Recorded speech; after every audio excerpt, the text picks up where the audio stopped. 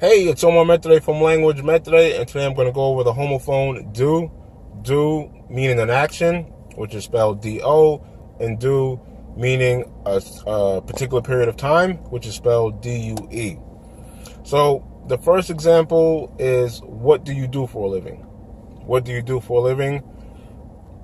Asking what do you do as far as work, and the question is obviously pertaining to an action that you perform at work. So, what do you do for a living? An example of DUE referring to time period is, when is the baby due? The baby is due next month.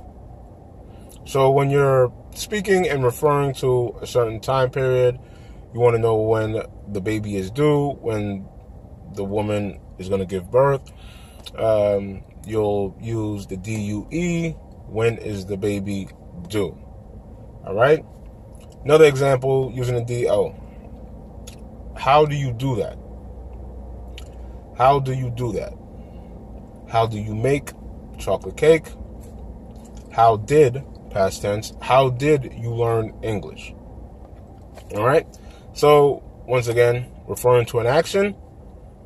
Once you hear the action in a sentence, as far as the context goes, you know the D-O is being used as spelling, as opposed to the D-U-E spelling. Now, a lot of times when you hear the D-U-E, it's also will be referring to a payment that is due in a certain time period. So it's like a debt or something that is owed. So when is your car payment due? When is the car payment due? When is the rent due?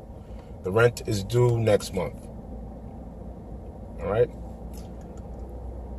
It will all happen in due time. Referring to time again. It will all happen in due time. You're referring to a certain period of time. So you're going to use do, and you're not going to use the action spelling in the sentence. You're going to use the time period spelling.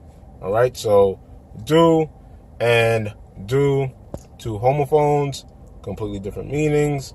Hopefully this was helpful. Maitre from Language Maitre. Till next time.